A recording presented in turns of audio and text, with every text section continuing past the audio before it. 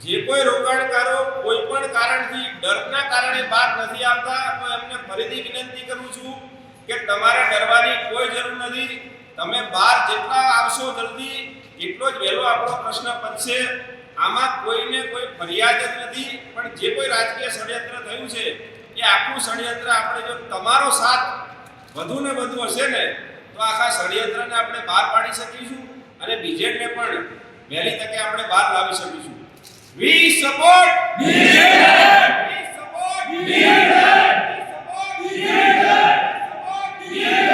Support BJD.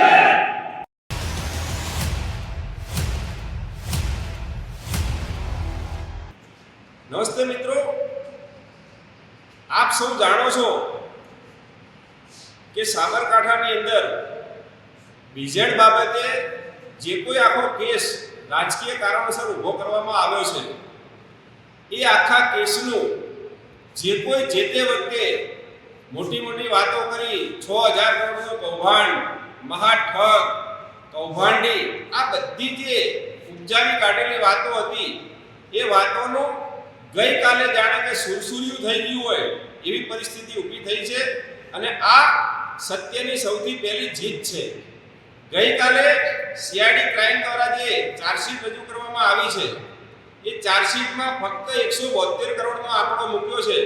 એનો મતલબ એ છે કે 6000 કરોડના કૌભાંડના નામે બીજેડ અને ભૂપેન્દ્રસિંહ ઝાલાને જે બદનામ કરવામાં આવ્યા હતા એ તદ્દન ખોટી વાત હતી અને એ આખું ષડયંત્ર રાજકીય રીતે પ્રેરિત હતું એવું હવે સાબિત થઈ ગયું છે. હું આ વિષયમાં વધુ ને વધુ સત્ય લોકો સુધી અને સરકાર સુધી પહોંચે એ માટે છેલ્લા 1 મહિનાથી સતત પ્રયત્ન કરી રહ્યો છું અને હું લગભગ અત્યાર સુધીમાં અનેક ઇન્વેસ્ટરોને અને લોકોને મળ્યો છું. દરેકનો એક જ સૂર છે કે અમારી સાથે કોઈ પણ પ્રકારની છેતરપિંડી થઈ નથી, અમારી સાથે કોઈ પણ જાતનો વિશ્વાસઘાત થયો નથી. અત્યાર સુધી અમે જે કોઈ રોકાણો કર્યા છે એ રોકાણો બીજેડ કંપનીમાંથી અમને રેગ્યુલર પરત મળ્યા છે અને ભવિષ્યમાં પણ મળશે એવો દરેકને વિશ્વાસ છે. આના હિસાબે હું આ અભિયાનમાં જોડાયો છું.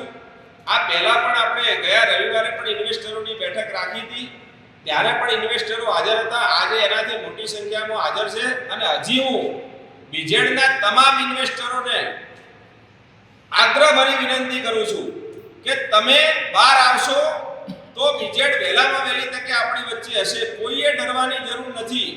આખી તપાસની જે પ્રક્રિયા હતી એ પૂરી થઈ ગઈ છે એટલે હવે વધારાનો કોઈ વિષય બનતો નથી.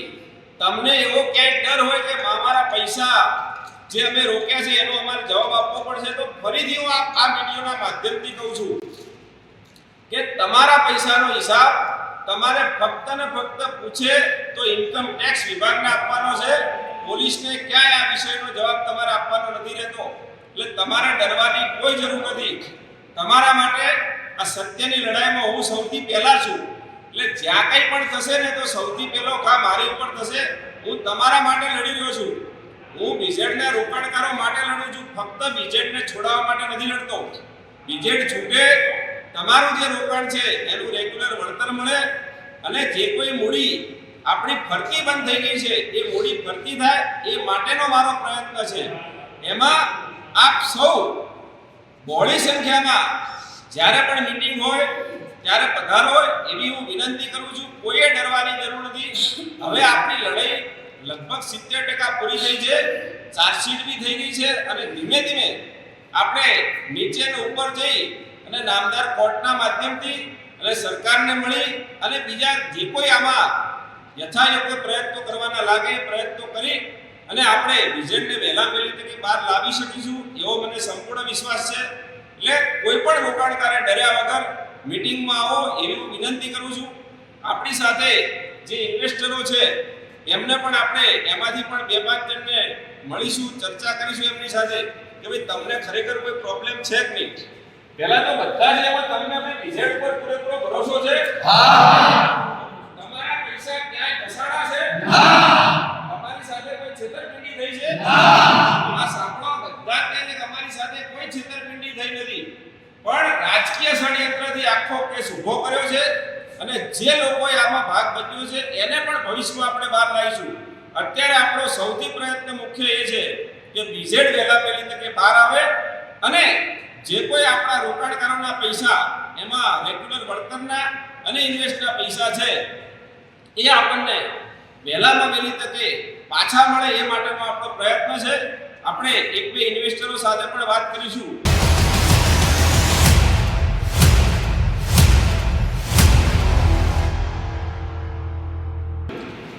શું નામ આપનું? મારું નામ કાળુભાઈ ખરાડી છે. કાળુભાઈ, તમે આમાં પૈસા રોક્યા તો તમને ક્યાં એવું લાગ્યું કે તમારી સાથે છેતરપિંડી થઈ છે? મારા સાથે ઇન્વેસ્ટમેન્ટ મેં કર્યું ત્યારથી મારા સાથે કોઈ છેતરપિંડી થઈ નથી. સમયસર તારીખ પ્રમાણે એનું વળતર પણ અમને મળતું હતું અને વિજય ગ્રુપ ઉપર અમને પૂરેપૂરો વિશ્વાસ છે. હું તો એટલી તો વિનંતી કરું છું, ગૃહ રાજ્યમંત્રી હર્ષ સંઘવી સાહેબને વિનંતી કરું છું કે સાહેબશ્રી અને સરકારને પણ વિનંતી કરું છું કે વિજય ગ્રુપના સીઈઓ ભૂપેન્દ્રસિંહ ઝાલા સાહેબને મુક્ત કરો, જેથી કરીને અમારું જે રોકાણ કરેલું છે એ અમને પરત પાછું મળે એવી હું વિનંતી કરું છું. શું નામ આપનું? રાકેશ દેસાઈ નામ છે. રાકેશભાઈ, તમે આમાં ઇન્વેસ્ટ કરેલું છે તો તમારી સાથે કોઈ છેતરપિંડી થઈ છે આમાં? ક્યારે પણ નહીં. તમને જ્યાં સુધી ભરોસો છે?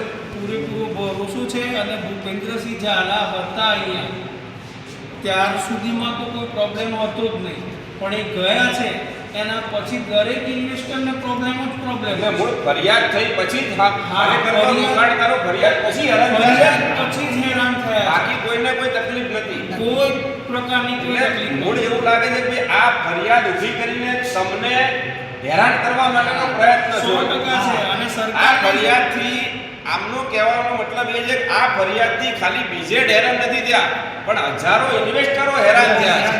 એટલે સરકારે આ બાબતે વિચારવાનું છે. અને સરકારને જો પબ્લિકની જેટલી બધી પડી હોય કે સરકારનું પબ્લિકનું સારું વિચારતી હોય તો બીજેડને મુક્ત કરો. બીજેડ તો એવું કહે છે જ અને એમના વકીલ પણ એવું કહે છે કે ભાઈ હું દરેકનું પેમેન્ટ આપવા માટે તૈયાર છું, તો એને મુક્ત કરવા જોઈએ. સરકારને જો એટલી બધી ઇન્વેસ્ટરોની પડી હોય અને પબ્લિકની પડી હોય તો એમને મુક્ત કરો. તો શું નામ આપનું? મુકેશભાઈ, તમે પૈસા રોક્યા પછી તમને રેગ્યુલર વળતર મળ્યું છે? હા, રેગ્યુલર વળતર. તમને બીજેડ ઉપર પૂરો ભરોસો છે? ફરિયાદ થઈ અને બીજેડ અંદર ગયા પછી તકલીફ થઈ છે ને? હા, પછી તમે સરકારને અને રોકાણકારોને શું કહેવા માંગો છો? સરકારને શું વિનંતી કરશો? વિનંતી કરવાની કે ભાઈ આ પ્રોબ્લેમ થયા પછી ઘણા બધા હેરાન થયા.